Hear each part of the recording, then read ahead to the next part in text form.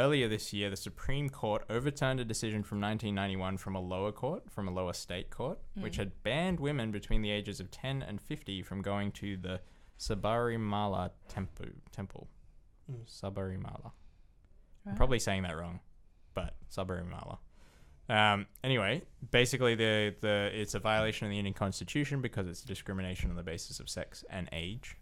So that ban was removed, and they were saying this temple has to allow all women and men to come in. And the reason for that ban is because those are the years that a woman is menstruating. Yep. And therefore, well, I've actually heard... So this is the interesting thing. I've heard conflicting reasons for it, but that's one of the reasons that people say... Well, the people who were trying to get the ban removed were saying it's because they're saying menstruation is basically makes you unclean, which is offensive to them. Their argument, they couch it in like Hindu language, saying if men and women are of divine origin, then our menstruation is of divine origin as well. Yep. That's the argument of the feminists who were trying to overturn the ban. Right. Now, there's a lot of Hindu nationalists or like fundamentalist Hindus who are very opposed to this. So they were like, there was like hundreds of them. They were saying they were going to commit ritual suicide in front of the temple. That hasn't happened. There was a massive protest in front of it, like thousands of people. Including women. There was actually a lot of women against this ban being removed. So a lot of women do visit this temple. They're just outside of the age range. They're over 50 or they're under 10. Oh, okay. The temple itself, it's at 1,200 meters up. So you actually like climb up to get to it. And there's a whole process to it. So people going to this temple... It's like a pilgrimage. It's actually a very interesting temple. This is one of the only places in India and the only situations where your caste doesn't matter. So there's no castes. Everyone wears the same thing. They spend 41 days before being celibate. And that relates to the story behind the temple, which dates back to like the 12th century or something.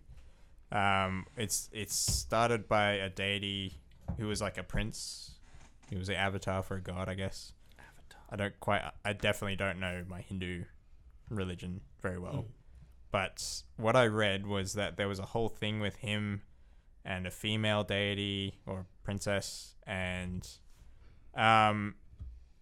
basically this guy was going to this temple to answer people's prayers, and the person he loved was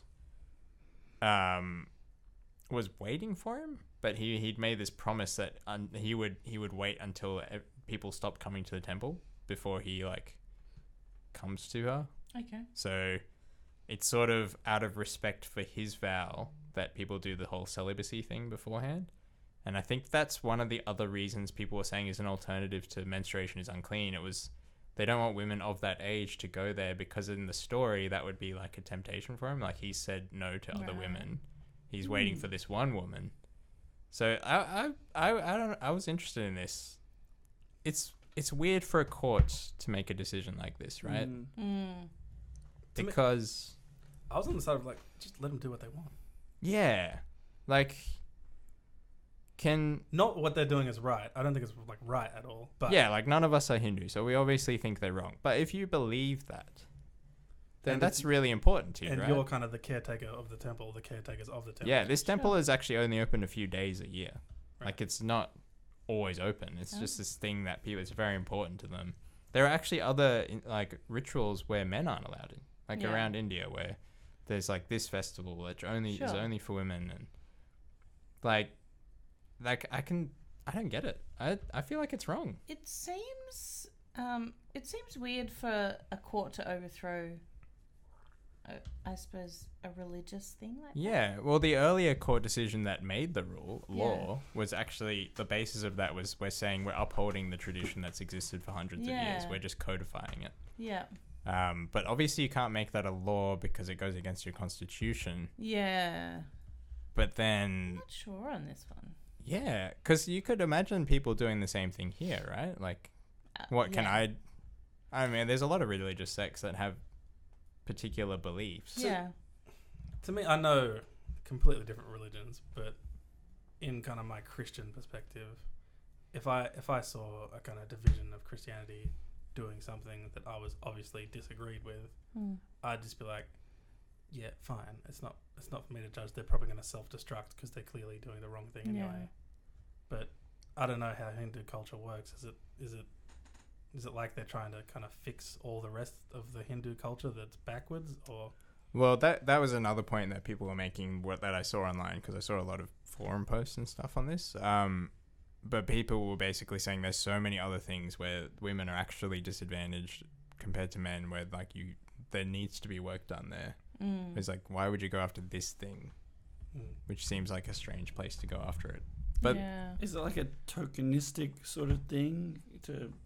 No, because a bunch of women tried to go up there when it was open. This was the first time it was open since the court ruling. Okay. And they got attacked. And they got attacked. So it got really violent. Obviously, no one's on the side of people attacking, because reporters were getting attacked, female journalists were getting physically assaulted. Wow. There were buses of women going. An older lady had to turn back. She got assaulted or something. An older lady. I don't know. Oh, that's interesting. Or I didn't hear about not that. Not like older as in like obviously over 50. Like I don't know. If they're over 50, they can go in. Yeah. So I don't know if they would. I don't know how you would know. I don't know if you're checking people's IDs. I did read online for this sort of thing. Apparently, for other temples, you're not supposed to visit while you're menstruating. Yes. But apparently, part of Indian culture is that if for those 5 days or so that you're menstruating, you're not actually supposed to do anything. You're kind of meant to just relax and not have any jobs. So all of them is kind of the blanket rule is not while you're menstruating. Yeah, but this temple in particular just goes, if you're in the age group where you might be menstruating at all, you're not allowed in. So is it, when it comes to this temple, is it a religious thing, or is it a discrimination thing against, like, or is it the same? I think it's both. Yeah. It's a discrimination based on the religion. That's just where it gets hairy. It's like, well, it's not a discrimination based on religion, it's discrimination based on their sex. No, as in the reason for the discrimination is the religious belief. Okay. If you genuinely hold to that religious belief, I feel like you would want it upheld. Yeah. So the only reason I can think why someone would want it overturned is if they don't genuinely hold to the belief and don't think the story behind the temple is true. Well, I think, like, if you go back to the Christian religion, and especially in the Western world, there's a lot of Christian traditions, I think, that are not the same because we feel like we're moving forward as a society, I suppose. Yeah. It's more kind of, like there's a lot more inclusion of women, that kind of thing. So we don't necessarily take everything in the Bible as like, like we're going to follow this to the letter of the law. It never went to this level. It seems like they just created a new version of the church and kind of women got to do more. They never went, I think, back into... I don't think there's ever been an example of the government changing what's the word? A denomination.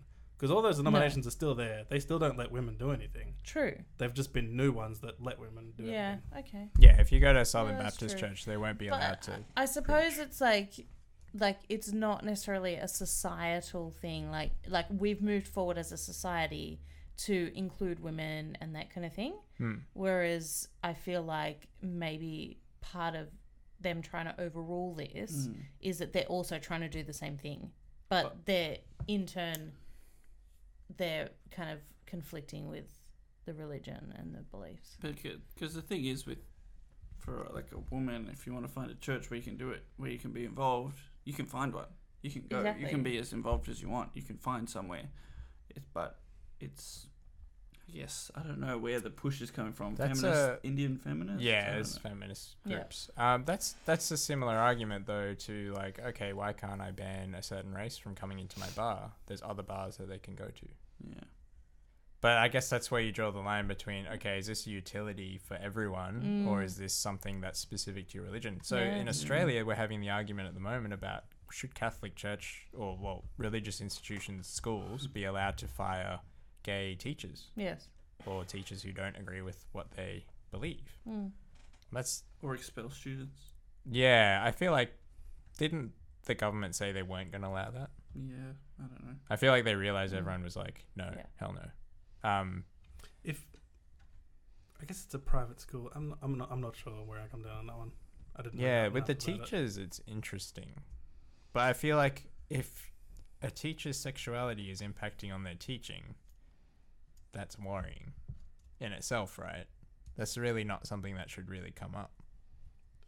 Yeah. Isn't it? It's a tough one for the schools because obviously people are coming to those schools because they're Catholic or they're Anglican or and so there's a certain if it does go against their core parents values. are expecting a certain they have an expectation. They're finding an experience for their children. They want their kids to go to that school because it upholds that religion or whatever. And so if then as a school they're being told that they have to employ gay people or Muslim people or whatever, like does that go against then like what the parents' expectation is of, you know, them enrolling their children in that. And that would vary like crazy. So I guess you can only think of hypotheticals of like, okay, if there was a place where they're strongly opposed to homosexuality, should they be allowed to say to a gay teacher, you can't be here?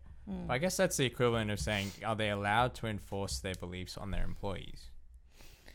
Yeah. Because then you get all this employee law that comes into it as well, and you're like, oh. If it's something it's really Catholic school, it seems like they should, right?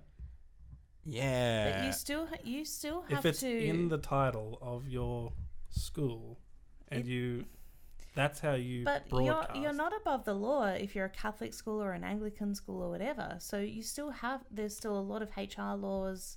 There's all sorts of stuff that you still have to... Like that's your obligation as a school. But I think that's the laws that they're looking at right now. Yeah. Right. So we're deciding now, all right, what should the law be? Where's the line that we say this is where you can't cross? Because it's very hairy. Yeah. It is. Because in like your values and stuff, you're allowed to fire people if they don't kind of sync with your values. I'm pretty sure. Like that's not crazy, but I wouldn't put it like they that. They wouldn't call it a value, I guess, is what the counter. I definitely would not be publicizing that. If there was as an employer, if there was a school where they're teaching something that everyone else thinks is really horrible, like it's okay to hate this group of people, or something like that, should they be allowed to do it? No. But it's their religious belief. They're teaching. That's what the parent... Whose religious belief is it to say? Oh, okay, obviously. There actually are like there's certain like Wahhabism in what I've heard. There are certain sects that are quite like very like they're not. I wouldn't say traditional. I wouldn't even say fundamentalist because that makes the assumption that they're correct. But there's a certain form of Islam that's pushed by the Saudi government, and they will fund schools in other countries, and it's there's strong links to terrorism in that particular interpretation of Islam. I would put it that way. Well, I think so. Should they be allowed to open a school here and do whatever they want? Well, I mean, you have to also think we're not just talking about Christian schools. Like there is a lot of Muslim schools out there as well, and they're in the same boat now. So that was actually there was a change in the rules early a couple of years ago where they made scripture really hard to do, but I think it was actually targeted at Islamic schools because they basically were saying you can't do religious stuff in schools. Yes. They were trying to say none of it. Yeah. Nice. Final thoughts? That's freaking complicated. It's tricky. It is really complicated. Guys, it's okay to be white. Thank you. Just make sure.